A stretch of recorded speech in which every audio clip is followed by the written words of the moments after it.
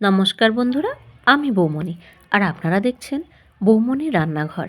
আজকের আমরা রান্না করব অসাধারণ স্বাদের আলু, কচু আর ডালের বড়ি দিয়ে চিংড়ি মাছের তরকারি। চিংড়ি মাছের তরকারি করার জন্য আমি খেসারির ডালটা আগে থেকে ভিজিয়ে রেখে দিয়েছিলাম। ডালটা আমার খুব সুন্দরভাবে ভিজে গেছে। এবার আমি ডালটা পরিষ্কার করে ধুয়ে বেটে নেব। ডালটা আমার মিহি করে বাটতে হবে।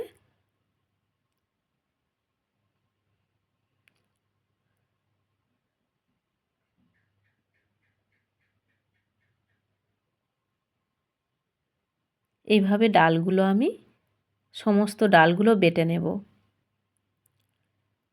সব ডালগুলো আমার মিহি করে বাটা হয়ে গেছে। এবারে আমি ডালটা ভালো করে ফেনিয়ে নেব। ডালটা ভালো করে ফেনিয়ে নিলে বড়িগুলো নরম হয়, না হলে শক্ত হয়ে থাকবে। কড়াই এবারে আমি সর্ষের তেল দেব। তেল গরম হয়ে গেছে। বড়িগুলো আমি এবারে ছোট ছোট করে ভেজে নেব।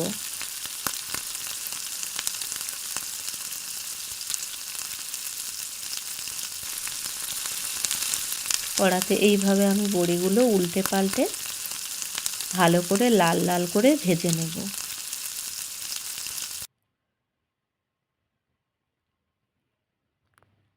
বড়িগুলো আমার ভাজা হয়ে গেছে। এবার আমি তুলে নেব বড়িগুলো। এবারে সর্ষের তেল দেব। আগে থেকে চিংড়ি মাছগুলো ধুয়ে পরিষ্কার করে নুন আর হলুদ মাখিয়ে রেখে দিয়েছিলাম। ভেজে নেব ভালো করে চিংড়ি মাছগুলো।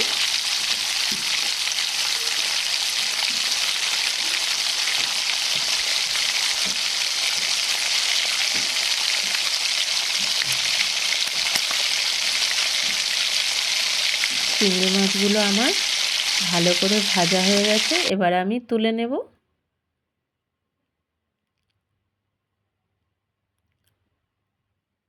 এবারে আমি কড়াতে সর্ষের তেল দেব।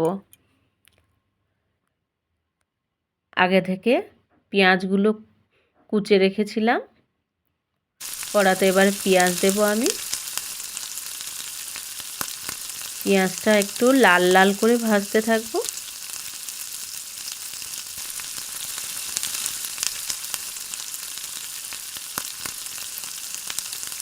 পেঁয়াজটা আমার লাল লাল করে ভাজা হয়ে গেছে।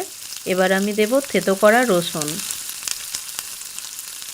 এই রান্নাটা করার জন্য রসুন থেতো করে দিলে খুব ভালো হয়। এই পর্যায়ে আমি এবারে তেলের উপরে হলুদ দিয়ে দেব। হলুদ বাটা দিয়ে নাড়তে থাকব। দেব বেটে রাখা লঙ্কা। বন্ধুরা, আপনারা আপনাদের স্বাদ মতো লঙ্কাটা দিয়ে দেবেন। সমস্ত উপকরণগুলো এবারে ভালো করে আমি নাড়তে থাকব।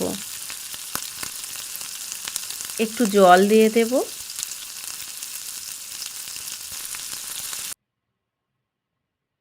মশলাটা ভালো করে কষানোর জন্য। মশলা থেকে তেল ছাড়তে শুরু করেছে। এবার আমার কেটে রাখা কচু আর আলু দিয়ে দেব। ভালো করে কষাতে থাকবো। এই পর্যায়ে আমি একটু লবণ দিয়ে দেব।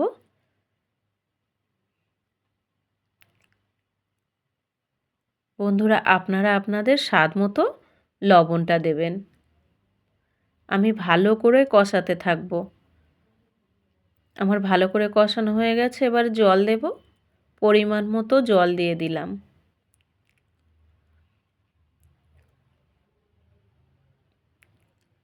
এবারে আমি ঢাকা দেব ভালো করে সবজিগুলো সিদ্ধ হয়ে যাওয়ার জন্য।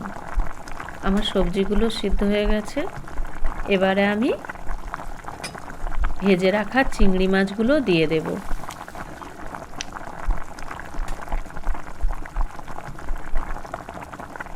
এবারে দেব ভেজে রাখা বড়িগুলো।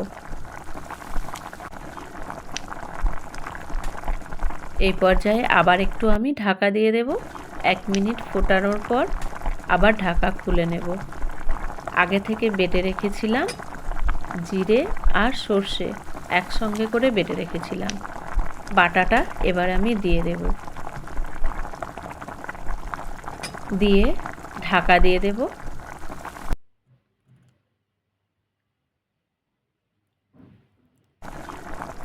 মিনিট 2 ফোটার পরে আবার ঢাকা আমি খুলে নেব। আমার মশলার কাঁচা গন্ধটা চলে গেছে।